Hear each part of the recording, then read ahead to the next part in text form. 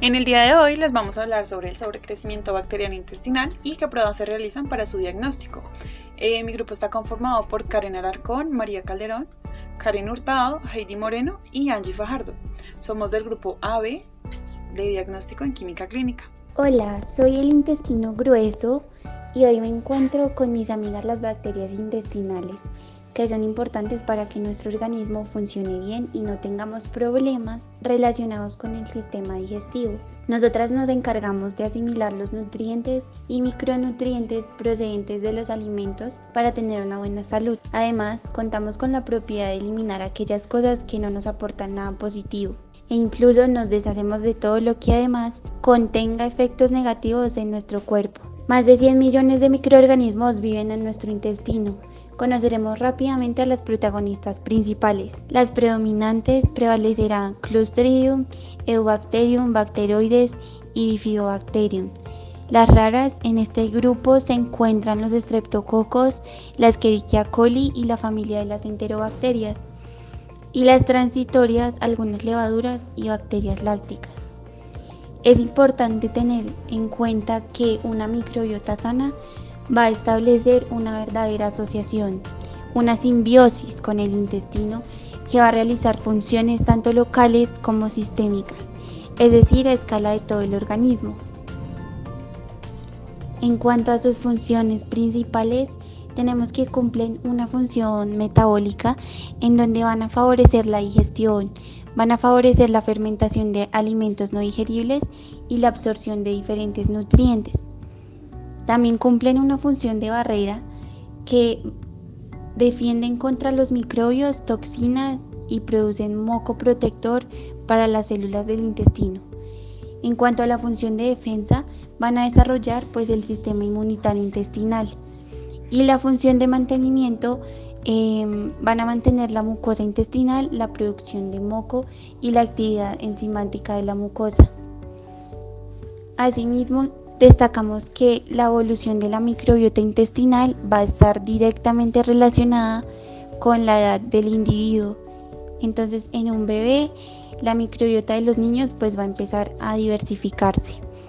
En el adulto, la microbiota intestinal se estabiliza y ya en una persona mayor la microbiota empieza a empobrecer ligeramente. En cuanto al sobrecrecimiento bacteriano, este se produce en el intestino delgado, que es la sección más larga del tubo digestivo y que mide aproximadamente 6.1 metros. Y es allí donde los alimentos se mezclan con los jugos digestivos y el torrente sanguíneo absorbe los nutrientes. El sobrecrecimiento bacteriano se da cuando hay un aumento anormal de toda la población bacteriana en el intestino delgado, en particular de los tipos de bacterias que no se encuentran comúnmente en esta parte del tubo digestivo. Esto también se produce cuando se ralentiza el paso de alimentos y desechos en el tubo digestivo y se crea un caldo de cultivo para las bacterias, lo que permite que éstas produzcan toxinas e interfieran con la absorción de los nutrientes. Los síntomas que presenta una persona que tiene sobrecrecimiento bacteriano son pérdida de apetito, dolor abdominal, náuseas, hinchazón, sensación incómoda de saciedad después de comer, diarrea, pérdida de peso involuntaria y malnutrición. Como factores que pueden ocasionar el sobrecrecimiento bacteriano, se tienen 3 tipos. El primero son complicaciones de cirugía abdominal, en la cual se incluyen el bypass gástrico, que se utiliza para tratar la obesidad, la gastrectomía, que es para tratar úlceras péptidas, y el cáncer de estómago. Otro factor son los problemas estructurales dentro y alrededor del intestino delgado. En este están las adherencias intestinales, que son tejido cicatrizal que pueden envolver el exterior del intestino delgado, y la diverticulosis intestinal, que son bolsas abultadas de tejido que sobresalen a través de la pared del intestino delgado. Y como último factor tenemos ciertas afecciones médicas que incluyen la enfermedad de Crohn, la enteritis por radiación, la esclerodermia, la enfermedad celíaca, la diabetes o otras afecciones que puedan retardar el movimiento o la motilidad de los alimentos y los productos de desecho a través del intestino delgado. El sobrecrecimiento bacteriano puede causar problemas en las personas como la mala absorción de grasas, carbohidratos y proteínas, y esto se debe a que las sales biliares que normalmente se necesitan para digerir la grasa se descomponen por el exceso de bacterias en el intestino delgado, lo que genera pues una digestión incompleta de las grasas, provocando diarrea. Los productos bacterianos también van a dañar el revestimiento de la mucosa del intestino delgado, lo que genera pues una menor absorción en carbohidratos y proteínas. Estas bacterias, al competir por los alimentos disponibles, van a causar una serie de productos de descomposición, los cuales van a desencadenar una diarrea, y todos estos efectos juntos van a causar malnutrición y pérdida de peso. Otro problema que puede causar este sobrecrecimiento es la deficiencia de vitaminas, y esto es como resultado de la absorción incompleta de las grasas. Pues el cuerpo no puede absorber completamente las vitaminas liposolubles, que son la A, la D, la E y la K, y entonces las bacterias del intestino delgado sintetizan y utilizan la vitamina B12, que es esencial para el funcionamiento normal del sistema nervioso y la producción de células sanguíneas y ADN. Cuando hay un crecimiento excesivo de las bacterias, pues pueden dar lugar a una deficiencia de B12, que puede provocar debilidad, fatiga, hormigueo y entumecimiento de manos y pies. Otra problemática puede ser los huesos debilitados. Esto es porque con el tiempo el daño al intestino producido por el crecimiento de las bacterias provoca una absorción deficiente de calcio, y a lo largo va a derivar a enfermedades óseas como la osteoporosis. Y por último son los cálculos renales, que se dan por la absorción deficiente de calcio, lo que puede pues provocar la acumulación de estos. Pero no todo es tan malo como parece. Es verdad que un sobrecrecimiento bacteriano acarrearía distintos problemas, como lo pudimos observar anteriormente. Resulta que muchos de los problemas asociados a dificultades en los procesos de digestión y absorción de los alimentos pueden estar estrechamente relacionados con un problema en el deterioro de la microbiota intestinal, lo que se conoce comúnmente como disbiosis, que se traduce en un desequilibrio constante de nuestra flora intestinal, importante para el desarrollo de estos procesos biológicos. Y de esta manera, presentarse en dificultades para cumplir funciones de suma importancia, como ya lo hemos venido aprendiendo, que son lograr una buena absorción de los nutrientes, ejercer una barrera protectora de la mucosa intestinal y finalmente, y no menos importante, evitar contraer infecciones. Así es, el papel de nosotros los microorganismos es fundamental en todo este proceso. Sinceramente sí que nos necesitan. Hacemos muchas cosas que por sí solo el organismo no sería capaz de hacer. Pero resulta que para poder colaborar debemos estar en un equilibrio constante. Y de no ser así, es claro que se pueden llegar a presentar problemas en el proceso de digestión y absorción de los alimentos. Nuestro tránsito, sobre todo el sistema digestivo, es de manera progresiva. Nosotros los microorganismos aumentamos gradualmente en cantidad y diversidad en todo el tracto digestivo. Podemos estar tan solo 10 bacterias en el estómago, avanzamos a 1000 en el duodeno, aproximadamente 10.000 en el yeyuno, hasta que nos puedes llegar a encontrar 1 billón de nosotras en tu colon. Así que somos unas grandes trabajadoras y colaboramos hasta las últimas instancias. Este es el caso de tu intestino grueso. Dentro de tu intestino grueso ocurre un proceso de fermentación bacteriana de suma importancia.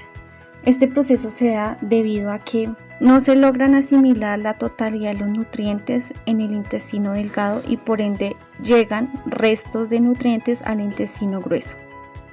Algunos carbohidratos, algunas proteínas y en especial la fibra. La fibra no se digiere debido a la ausencia de enzimas necesarias para este proceso. Todo este conjunto forma lo que se denominan sustratos fermentables y sí que son realmente un banquete para estos microorganismos. Claro que sí, aquí estamos nuevamente nosotros los microorganismos ejerciendo una acción importante fermentativa en esta sección de tu intestino, donde fermentamos fibra como el reconocido almidón resistente, oligosacáridos, proteínas, polipéptidos y aminoácidos. Durante este proceso de fermentación, claro, producimos gases, pero también numerosos metabolitos importantes para la absorción. Dentro de estos metabolitos, el más importante son los ácidos grasos de cadenas cortas.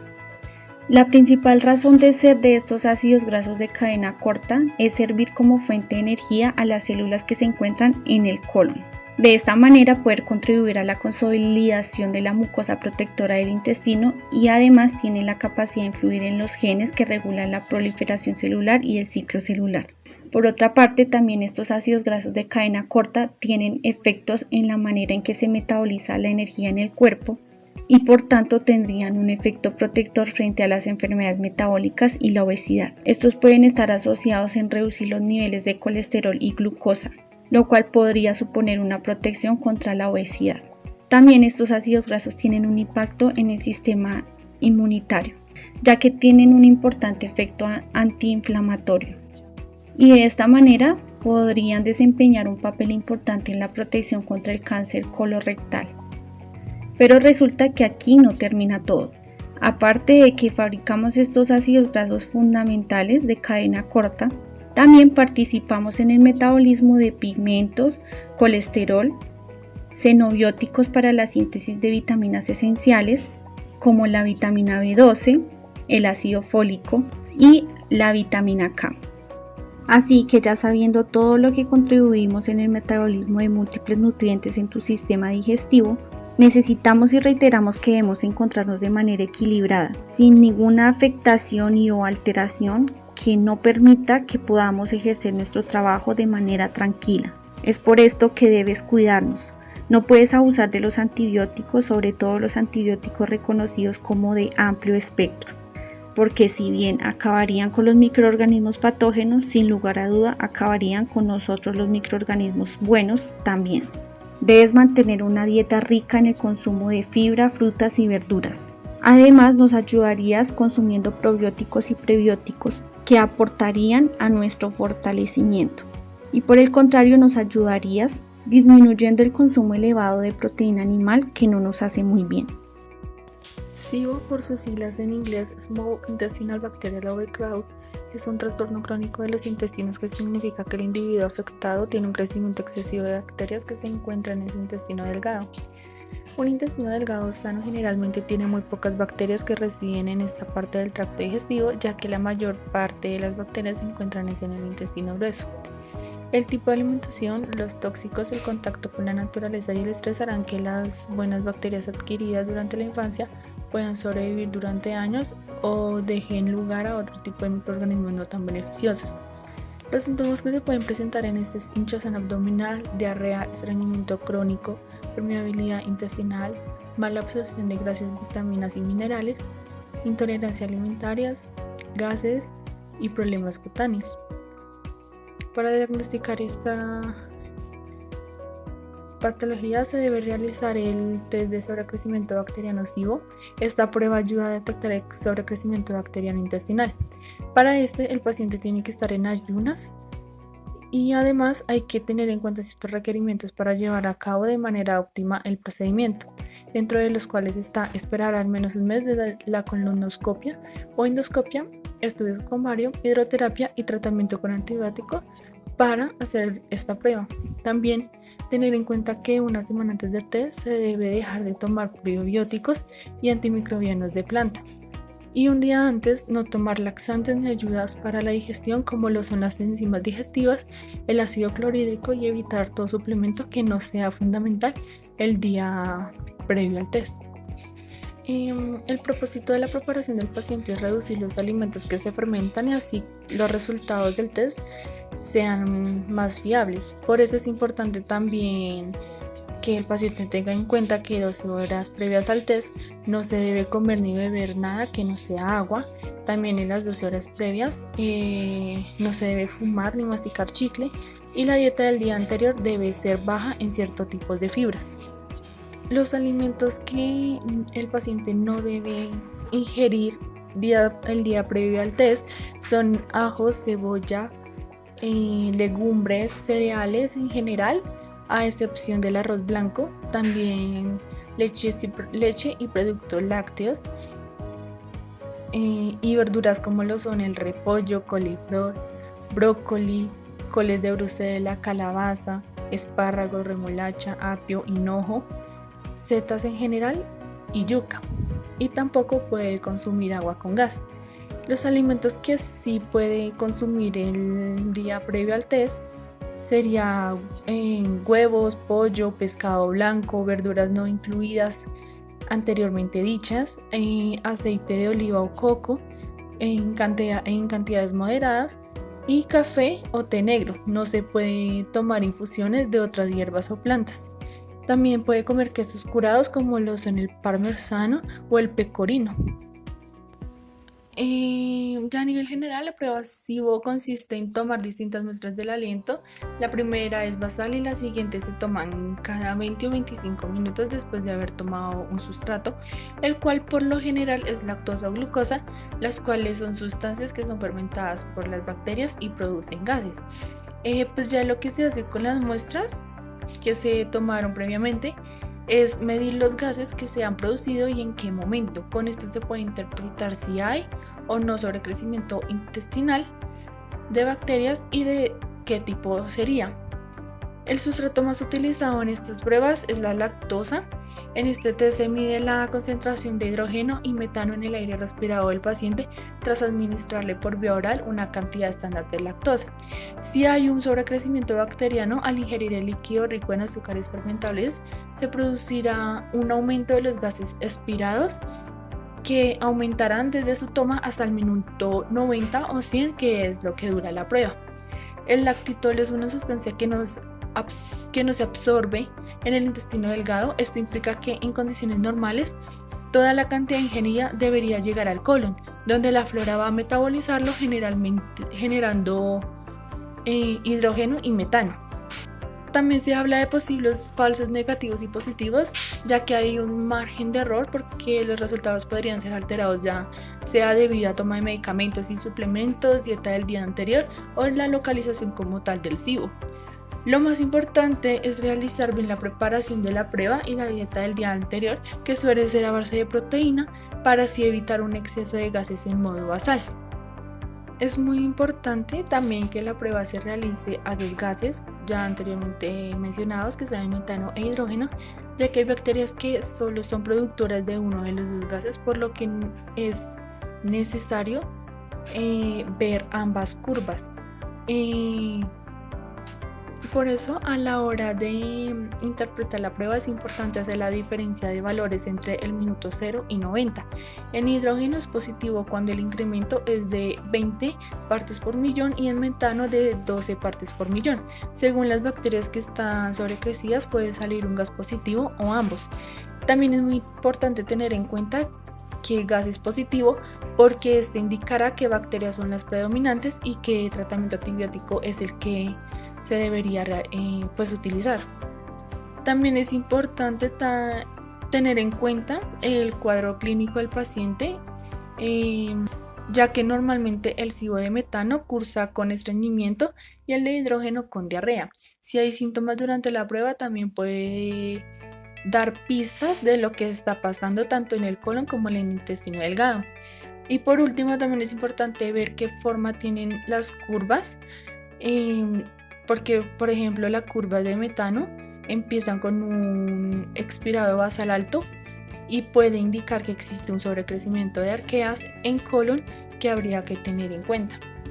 En el caso del cultivo del aspirado intestinal, lo que se va a realizar para obtener una muestra es una esófago-gastroduoendoscopia, que es un examen para inspeccionar el revestimiento del esófago, del estómago y de la primera parte del intestino delgado, que es el duodeno.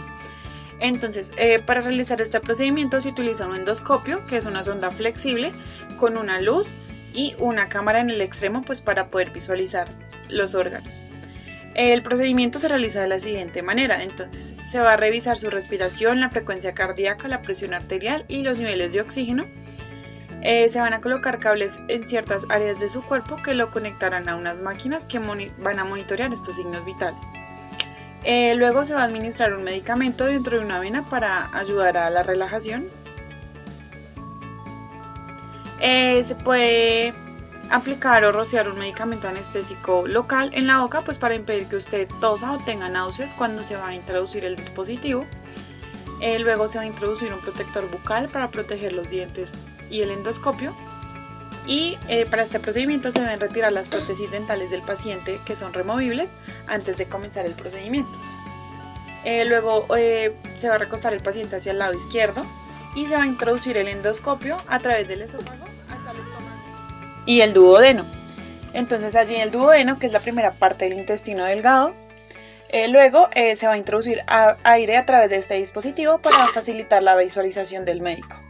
Luego se va a examinar el revestimiento del esófago, del estómago y de la parte superior del duodeno.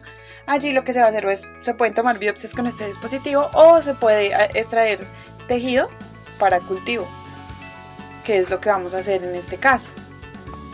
Entonces este líquido extraído, que es del aspirado, se va a colocar en un medio de cultivo en el laboratorio, pues para su procesamiento. Y luego de cultivar por un cierto tiempo se va a observar si hay o no la proliferación de microorganismos. Entonces este cultivo de este aspirado intestinal es el medio diagnóstico más efectivo para mirar si hay o no un sobrecrecimiento bacteriano intestinal. Se utiliza generalmente ya como último recurso, pero es el más efectivo, el más diagnóstico. Este test de lactulosa lo que va a hacer es evaluar la variación de los niveles de hidrógeno y metano en el aire expirado. Esto se va a evaluar en intervalos de tiempo regulares desde una situación basal y posteriormente durante 3 horas tras la administración de una dosis del sustrato, que en este caso es la lactulosa. Entonces se evalúa este hidrógeno expirado, pues ya que las bacterias intestinales tienen la capacidad de descomponer los azúcares liberando hidrógeno. Y este va a pasar al torrente circulatorio y de ahí al pulmón, expulsándose finalmente al exterior mediante la respiración. ¿Cómo se realiza este test? Bueno, entonces se va a realizar soplando en un pequeño aparato que analiza el hidrógeno de nuestro aliento. Primero se realiza una medición basal y después de la administración del sustrato, que en este caso es la lactulosa, se hacen mediciones cada 15 a 30 minutos durante un periodo de 1 a 2 horas. Como preparación para este test, se debe procurar que el día anterior no consumir frutas. El día de la prueba se debe acudir en ayunas de 12 horas y tampoco se debe masticar chicles ni caramelos al menos 8 horas. Lo único que puede consumir la persona es agua. No se debe fumar de 2 a 3 horas antes del estudio y no debe haber tomado antibióticos en al menos los últimos 7 días o la última semana. Es aconsejable cepillarse los dientes antes de venir a consulta, pero sin utilizar crema dental y enjuagándose muy bien con abundante agua. Y para evitar que se alteren los resultados, pues debemos evitar consumir antibióticos, laxantes, debemos evitar la dieta con probióticos, evitar el tabaco, evitar el lavado de boca con crema dental, evitar un ejercicio físico o una hiperventilación, entre otros factores que pues nos pueden afectar estos resultados.